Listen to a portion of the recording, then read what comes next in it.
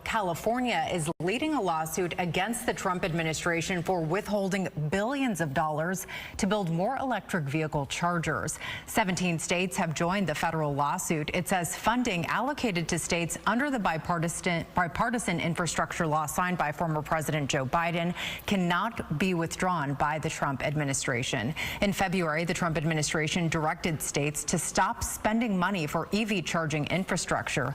The Biden administration's program was set to allocate $5 billion over 5 years to various states. About $3.3 billion had already been made available. The states argue only Congress has the power to halt funding that's already been approved. Now, this is all part of a broader push by President Donald Trump to roll back environmental policies from the Biden administration. Last week, the U.S. House advanced proposals aimed at blocking California from enforcing vehicle emissions rules, including a ban on the sale of new gas-powered cars in the next decade.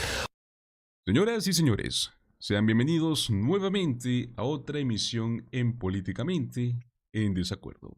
Amigos, hoy traemos noticias muy frescas desde los Estados Unidos. California, junto a 15 estados, han decidido demandar a esta administración de Donald Trump. La razón, pues Trump ha decidido detener miles de millones de dólares destinados a la construcción de infraestructura para cargadores de vehículos eléctricos. Estos fondos, si es que no lo saben, fueron aprobados legalmente por el Congreso de los Estados Unidos como parte de la Ley Bipartidista de Infraestructura del 2021. O sea que estamos hablando de la presidencia de Joe Biden. Esta demanda no es solo un desacuerdo político, no se trata solo de tensión política. Hablamos de un cuestionamiento directo a la legalidad de una acción presidencial que interfiere con la política pública. Vamos a recordar exactamente de qué medida se trata porque esta noticia del congelamiento empezó desde febrero. Así que escuchemos esto. In the meantime, though, I want to focus not on steel, the steel industry, but on electric vehicles and electric vehicle charging stations here. I want to get you up to speed on some of the news that was made. This is coming from the Department of Transportation.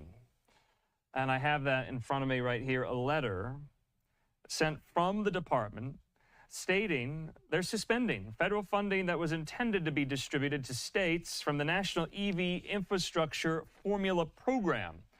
That provides funding to add chargers, mostly along the interstate highway system. Now, the letter does say that states will be able to receive reimbursements for, quote, existing obligations to design and build stations, quote, in order to not disrupt current financial commitments. So that coming today from the Department of Transportation, Secretary Sean Duffy, suspending this federal funding. Now, presumably this federal funding has already been congressionally appropriated here. That's why the letter says states will be able to receive reimbursements for these existing obligations. Now, the Electric Drive Transportation Association, their members include GM, Toyota, Walmart, and others. They're now urging the department to quickly restart this $5 billion government EV infrastructure program. Their president, Genevieve Cullen, with this statement saying, quote, investments in charging and refueling stations are creating jobs and expanding consumers' transportation choices in every state. She says the NEVI program, created in bipartisan legislation, is an effective and important element of a truly strategic energy policy that promotes U.S. innovation, domestic investment, and energy security. She says we urge the administration to quickly resume the critical work of the program and minimize uncertainty for states and their businesses who have invested in infrastructure to serve local and national goals for advanced transportation here. So we'll keep an eye on this to see whether or not any of this changes. But for now, federal funding has been suspended for the National EV Infrastructure Formula Program there. Now, that would provide federal monies to states to beef up or even start charging infrastructure, charging programs for electric vehicles nationwide. All right, in the meantime here, wanted to fit that in. Let's take a quick commercial break. When we come back, we're talking illegal immigration. We'll see you in 2 minutes. Pues bueno, señores, Como pueden observar, es más que una medida administrativa. Hablamos de una decisión política que tiene implicaciones muy profundas. Cuando hablamos de detener el financiamiento de infraestructura, en este caso para cargadores eléctricos, no solo contradice un mandato del Congreso, sino que también busca socavar un esfuerzo nacional por modernizar el transporte y reducir la dependencia de combustibles fósiles. Hablamos de uno de los temas más fuertes en los últimos 4 años bajo la presidencia de Joe Biden. La pregunta central aquí es la siguiente. ¿Puede un presidente simplemente bloquear una ejecución de fondos que ya han sido legalmente aprobados? La respuesta, al menos en términos institucionales, es no. Entonces, esa es precisamente la base legal de esta demanda presentada tanto por California y los demás estados. El poder de asignación de fondos reside en el Congreso, no en el Poder Ejecutivo. Más allá de lo legal, hay un fondo político, ¿no? Hay un fondo estratégico detrás de toda esta decisión. Recordemos que Trump ha decidido desde el primer día demostrar en este regreso de poder una intención clara para revertir todo lo que es la agenda ambiental del gobierno anterior. O sea, nuevamente salirse del Acuerdo de París, desmantelar las metas de electrificación vehicular para el 2030, frenar lo que es la justicia ambiental, ¿no? Son piezas de una misma estrategia. Debilitar la transición energética. Esto obviamente pues traería consecuencias directas. El programa de infraestructura eléctrica buscaba resolver una de las barreras más importantes para la adopción masiva de vehículos eléctricos. La falta de acceso a estaciones de carga, especialmente en zonas rurales, comunidades multifamiliares, corredores de carretera. Al frenar estos fondos, lo que está haciendo Trump es afectar no solo el desarrollo tecnológico, sino también el acceso equitativo al transporte limpio. Hay quienes argumentan que la implementación de este programa ha sido muy lenta, ¿no? Ha sido muy ineficiente, que muchos estados han tenido hasta dificultades para poder ejecutar los proyectos. Y eso, amigos, hasta un punto es cierto. Pero esas demoras no justifican bloquear todos los fondos. La respuesta a los retrasos no es paralizar el proceso, sino reforzar la capacidad estatal para poder ejecutar bien estos proyectos correctamente. Detener la financiación no va a resolver el problema, lo que hace es agravarlo. Además, yo creo que resulta un poco contradictorio, ¿no? Que incluso vemos empresas como Tesla, que han sido muy cercanas a Trump, que se han beneficiado de estos fondos, los cuales también se verán afectados en esta decisión. Entonces, esto nos demuestra que esta medida no tiene un enfoque económico real. Hablamos de un enfoque político, algo ideológico. No vemos un incidente aislado, es parte de un patrón. Un patrón donde la prioridad no es el desarrollo sostenible, tampoco es la independencia energética, no es el liderazgo tecnológico en Estados Unidos. La prioridad es política, es deshacer todo lo que haya sido impulsado bajo la administración de Biden, sin importar si tiene o no tiene beneficios. Entonces, es esta clase de decisiones, señores, además de que detienen y frenan el progreso, ¿no? Generan una inestabilidad institucional. Nos envía un mensaje muy claro, no solo para el pueblo, para los estados, para las empresas, para los ciudadanos. Cualquier política, por más legal y más necesaria que sea, puede ser revertida sin justificación. Y eso, señores, no es gobernar con visión, eso es gobernar con revancha. La retención de estos fondos para infraestructura de carga eléctrica no es un simple desacuerdo administrativo, yo lo quiero ver como un retroceso en la lucha contra el cambio climático, un obstáculo para la innovación tecnológica, una muestra muy peligrosa de cómo se puede utilizar el poder presidencial para sabotear políticas públicas que fueron aprobadas democráticamente. Es ilegal, es irresponsable y es perjudicial para el país. yo creo que no se puede hablar de futuro energético, ¿no? Si es que se frena su base más elemental, que es la infraestructura. Pero bueno, señores, esta demanda no es el único caos dentro del mundo de Donald Trump. Hablemos un poco del Congreso, mis amigos. Tenemos noticias muy frescas desde el Congreso, desde el día de ayer. Kash Patel, señores, la historia del gobierno de Trump básicamente es una secuencia interminable de errores, metidas de patas, escándalos uno tras otro. ¿Por qué? Porque este tipo decidió rodearse del grupo más incompetente que haya ocupado un gabinete en la historia de los Estados Unidos, y eso se los puedo asegurar. Lo más irónico es que para poder evitar verse muy envuelto en los escándalos, la única estrategia que literalmente les ha funcionado, o al menos algunos de ellos, es no trabajar. Literalmente, como el caso de Kash Patel. Pero ojo, porque al menos las pocas veces que sí se aparece en la oficina, siempre termina metido en algo turbio. Y eso es justamente lo que se le echó en cara directamente durante una audiencia en el Congreso, donde sinceramente, amigos, recibió un duro golpe.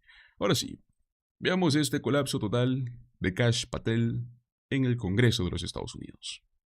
Thank you, Chairman Rogers, Ranking Member Meng, Chairman Cole, Ranking Member DeLauro. And thank you, Mr. Patel, for your testimony and for being here today. I've been looking at the President's 120-word FBI budget request, the so-called skinny, I'll call it Ozempic request, that states that, quote, the undoing of the weaponization of the FBI is one of the administration's top priorities. The weaponization of the FBI is something that deeply concerns me. It should concern all of us. And yet, since taking office, President Trump has been on a revenge tour. He has targeted individuals, universities, law firms, with executive orders to cut them out or to make them come under his will. He has used ICE to disappear U.S. citizens without due process, and he's fully ignored a unanimous Supreme Court order, and then over the weekend wasn't sure if he was obligated to uphold the Constitution of the United States. In your book, your recent book, Government Gangsters, you include an appendix with a list of names that people have referred to as an enemies list. Now, I know you will claim it's just an appendix, not an enemies list. So let's focus on how the president sees it, on what the president calls it. And you proudly display his quote on the front cover of your book. The president calls this a brilliant roadmap, a blueprint. And I have not even raised your storied children's book, The Plot Against the King. It concerns me how many people from this blueprint have been targeted with executive orders and FBI investigations. The FBI cannot be weaponized, and under your leadership, it has been nothing but a weapon alongside the president to go after the president's perceived opponents, to stifle dissent and free speech. A few weeks ago, as we saw through a social media post that you quickly deleted, the FBI arrested a judge in Wisconsin for correctly asking ICE officials if they had a judicial warrant instead of an administrative warrant, which they did not have. Despite this judge following the law, on the morning of April the 25th, the FBI arrested the judge in an escalation of the weaponization of the FBI under your leadership. Let me be clear. A functioning democracy does not lock up judges.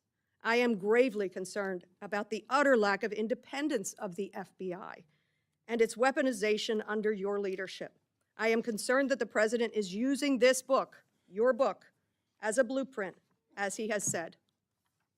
It's a blueprint for revenge.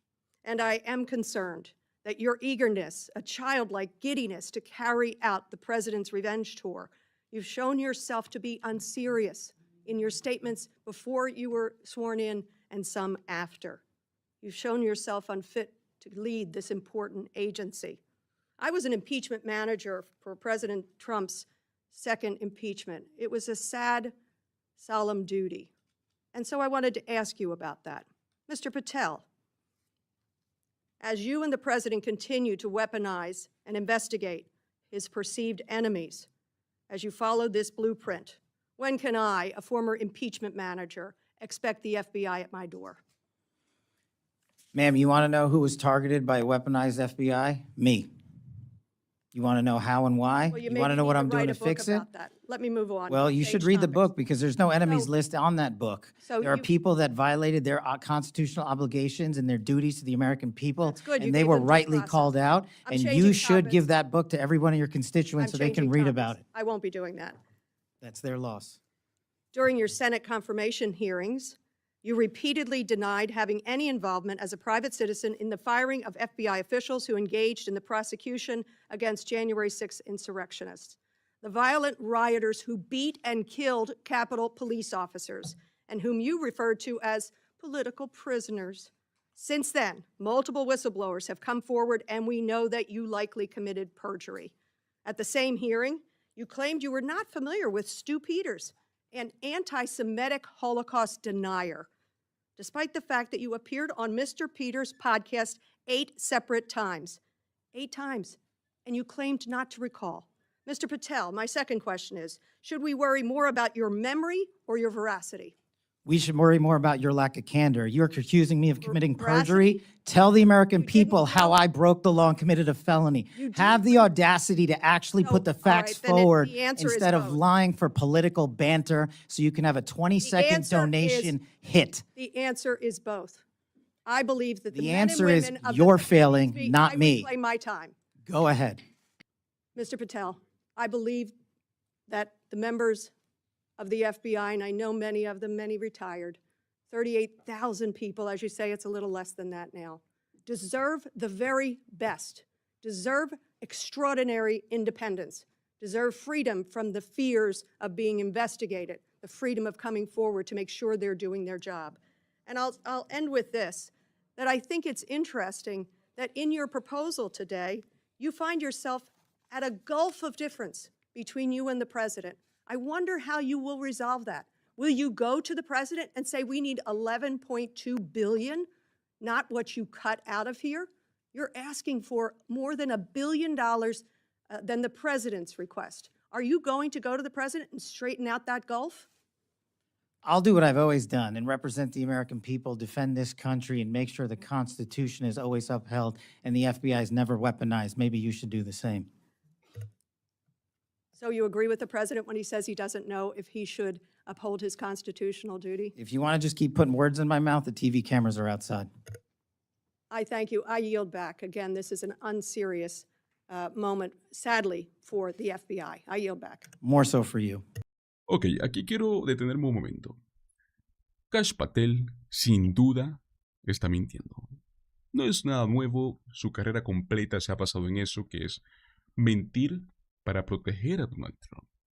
Y lo más preocupante de estos personajes que Trump ha traído a su alrededor es que no solo hacen lo que él les ordena, sino que también tratan de anticiparse, de adivinar qué es lo que quiere Trump. Y lógicamente, pues, actuar en base a eso. Ese tipo de lógica es absurda. Es lo que llevó, por ejemplo, a Pete Hegseth, sin ninguna autorización, a cortar fondos claves destinados a Ucrania, por ejemplo. Todo porque él asumió, bueno, como Trump adora a Putin, supongo que esto es lo que él quiere. Es el mismo patrón que estamos viendo en Kash Patel. Imagino que ustedes recuerdan en los primeros días, de estos primeros 100 días, las purgas en el FBI. Incluso sucedieron antes de que él tomara posesión formal. Mintió sobre eso. También mintió bajo juramento al negar su participación en ciertos podcasts o sus vínculos con teóricos de conspiración de extrema derecha. Hasta negó la existencia de esta supuesta lista de enemigos, ¿no? Cuando él mismo la mencionó en su propio libro. Pero bueno, este tipo de hipocresía es de las que estamos hablando cuando se trata del mundo MAGA. Y sí, señores, la ridiculez continuó con Kash Patel y Pam Bondi diciendo lo siguiente. Our children. If you harm our children, you will be given no sanctuary. There is no place we will not come to hunt you down. There is no place we will not look for you. And there is no cage we will not put you in should you do harm to our children. The prioritization of this administration and General Bondi has made it abundantly clear to child predators. You will be hunted down and you will be prosecuted. And that is a refreshing thing to hear for the men and women who do this work tirelessly. And it's also an acknowledgement of the safety that we look forward to bringing America. Ok, proteger a los niños. Eso es lo que dicen. ¿Cómo? ¿Deportando a menores enfermos con cáncer? ¿Eso es su idea de protección? Y lo peor, ¿no? Esta misma gente, la misma que dice estar preocupada por los niños, son los que no paran de hablar del caso de Epstein, como si fuese un meme, como si fuese una excusa más para poder hacer un show político.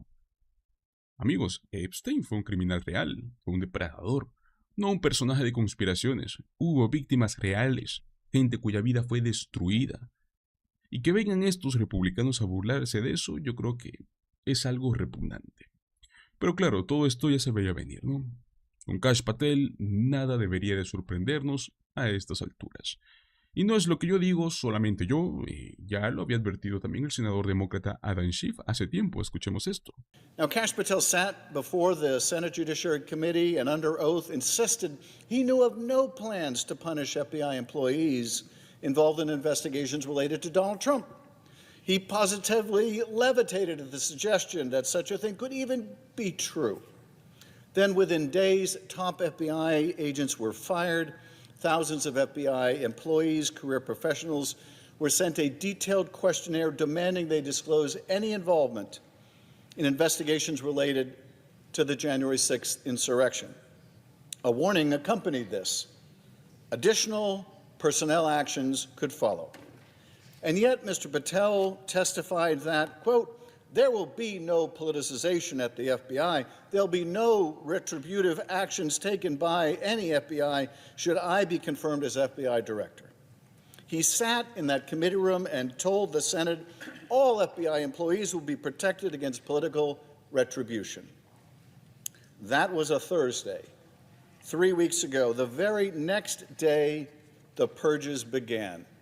Before the ink had dried on the transcript of that hearing, the retribution campaign had begun. In his written response to questions, Patel denies knowing about these actions in advance, denies knowing whether he discussed these dismissals with the White House, the DOJ, or the FBI. He wrote, I do not recall having conversations with the transition team about pursuing any particular investigations or targets. I asked him in writing about these actions, and his answer was he doesn't remember. But in fact, whistleblowers have come forward to testify or to state that not only did Patel know about the upcoming purges, he was directing those dismissals. How could he not recall that? It wasn't years ago or even months. It was days before. Days before his written answers to those questions, those written answers where he said he couldn't recall, he was directing these purges covertly as a private. Kash Patel ha mentido bajo juramento repetidamente. Eso, hasta donde yo tengo entendido, es violar la ley. Lo hace y lo sigue haciendo con órdenes directas de Trump. Y lo que está pasando dentro del FBI, amigos, es algo a lo que todos deberíamos prestar mucha, pero mucha atención. Pues bueno, señores, la peor idea del año por parte de los republicanos en el Congreso tiene que venir, por supuesto, de la persona menos brillante que tiene en sus filas. Hablamos de Marjorie Taylor Greene. Su decisión de querer crear lo que ella llamó como el subcomité Dodge para poder supervisar el tema del Departamento de Eficiencia Gubernamental, ¿es cierto? Honestamente, amigos, es un regalazo para los demócratas. Y no lo digo solo porque suene ridículo, porque lo es, sino porque quienes integran este comité es Greg Casar, Robert García y la congresista Jasmine Crockett. ¿Cuál es el resultado de esta combinación? Una oportunidad semanal para dejar en evidencia lo que hizo Elon Musk, lo que hace este departamento de eficiencia gubernamental. Y de paso, ¿no?, desenmascarar la hipocresía y la ignorancia de Marjorie Taylor Greene. Exactamente es lo que pasó nuevamente esta semana cuando Jasmine Crockett la destruyó públicamente. tanto que pues Marjorie terminó gritando como una loca.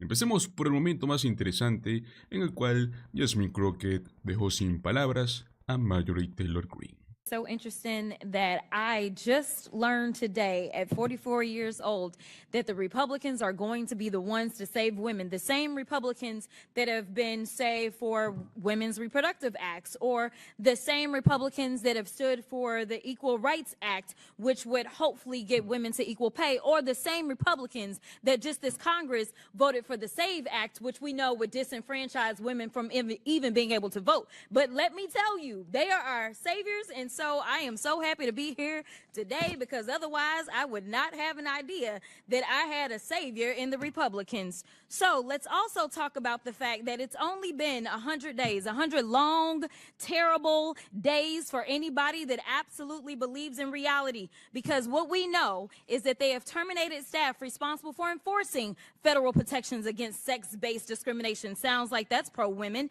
Or they've cut funding for domestic violence survivor services. Sounds pro-woman to me. Or they've prohibited funding for research affecting women's health. That definitely sounds pro-women to me. Essentially, they closed the Department of Education's Office of Civil Rights. Again, sounds like they are fighting for us. And instead of providing oversight over these actions, congressional Republicans have been working to execute one of the most aggressive anti-women legislative agendas in history. And yet, they're here today trying to convince the American people that discriminating against trans people is somehow the only way to protect women. This hearing has nothing to do with improving government efficiency. It's another attempt by Republicans to distract from their demonic and disastrous policies that are making it more difficult for Americans to make ends meet. So, Ms. Goss-Graves, I want to play a game. It's called Trump or Trans. You ready? Okay. So I'm going to ask you a question, and I want you to tell me whether or not it is Trump or trans people that are responsible. You understand? Got it. Okay, very good. The first one, gutted medical research. Trump. Kidnapping Americans and sending them to foreign countries, a.k.a. deporting them. Trump. Driving us into a recession. Trump. Increasing the cost of everything. Trump. Waging an idiotic tariff war. Trump. Harming farmers. Trump. Ignoring the Constitution. Trump. Proposing to take away Social Security. Trump. Cutting health care. Trump. Firing government workers who keep our country safe. Trump. Encouraging an environment of hate and divisiveness. Trump. 88,000 in Georgia, 3, 68,000 in Missouri, 7, 79,000 in Tennessee, 2, 86,000 in South Carolina, 4, 50,000 in Texas, 4, 85,000 in Texas, 27, and in Georgia, 14, 111,000. And if you add that up just on this committee, we have 606,000 kids that are relying on us to do right by them. And instead, we playing these crazy games because we worried about 10 trans folk that are in sports right now in college. I wasn't elected to be engaged in these fights. I was elected to make sure that those kids, the kids that they are about to neglect with these terrible votes that they're about to take, I was elected to protect them and to make sure that they could grow up and have all the opportunities. But let's keep on track. Now, when we look at how much they are spending on, let's look at fraud. We could investigate whether the White House and the members of this subcommittee engaged in insider trading and market manipulation. Maybe it's a coincidence that the chairwoman brought hundreds of thousands of dollars worth of stock the day before Trump announced a 90-day pause on tariffs. But I guess we'll never know. So finally, let's talk about abuse. Like how the Republicans have let Elon steal data of Americans and his competitors to make himself even richer. Look, don't let these hearings distract you from their destruction. This is rage baiting instead of conducting oversight over the issues that Americans actually care about. And with that, I will... Y es que amigos, destrozó todas sus mentiras, sin filtro. Como era de esperarse, a Marjorie no le gustó nada, ¿no? Se le notaba hasta en el tono fastidiado con el cual trató de interrumpir a Jasmine Crockett. Pero bueno, eso fue solo el inicio. Luego, cuando se le acabó su tiempo para hablar, Jasmine volvió a poner en su lugar. Y ahí sí, Marjorie perdió completamente el control. Empezó a gritar, a golpear la mesa. Un verdadero espectáculo. Veamos ese momento. Now, let's go a little bit further with this. Madam Chairwoman, your time has expired. You're not recognized, Ms. Crockett. Mr. Liffelt, you wrote a blog post where you said that one day your daughter Madam might Chair, on a point of compete- order. This is my time, and I'm the chair of the No, committee. that was your time. Your time is over, and now we're asking, are we? The chair has discretion to assign time, I've and lost you know it, time. sir. I have lost As long as time. we have that understanding, that's fine. I've lost time. I'll let the American people decide who the weirdos are, because I think we know. Claramente, lo que vimos es una Marjorie Taylor Greene fuera de sí. Muy molesta, alterada, desbordada. Y ojo, ¿no? Con lo que dijo al final es el colmo de la hipocresía. Vamos a ver quiénes son los raros. Para mí ella es la rara. Ella es la que quiere eliminar el Medicaid. Es la que está en contra de las vacunas. Es la que se obsesiona con revisar la identidad de género de adolescentes que solo quieren jugar voleibol. ¿Quién hace eso? Son ellos los que quieren controlar la vida. Quieren imponer su visión distorsionada del mundo, mientras se niegan a asumir responsabilidad por sus ideas, aunque contradigan por completo sus propias acciones. Señores, eso es el Partido Republicano hoy en día. Y Marjorie Taylor Greene es lamentablemente para ellos su cara más patética. Suena muy increíble, pero hasta hay rumores de que quiere postularse para el Senado. Y eso sinceramente, amigos, me emociona porque va a ser muy, pero muy ridículo. No solo sería John Ossoff quien podría humillarla en debate. Ya estamos viendo cómo hasta Jasmine Crockett la deja en ridículo y les aseguro sin esfuerzo. Tal y como lo dije, amigos, este comité está lleno de figuras demócratas muy sólidas. Otro que también aprovechó el momento, ¿no?, para querer destruir a Marjorie Taylor Greene y toda la secta MAGA fue Greg Casar. Escuchemos. The Republican majority has called a hearing on anti-Semitism, and so I have some questions for my colleagues on the committee. Donald Trump said after neo-Nazis marched through Charlottesville that they were, quote, very fine people on both sides. If you condemn Donald Trump saying this, will you raise your hand?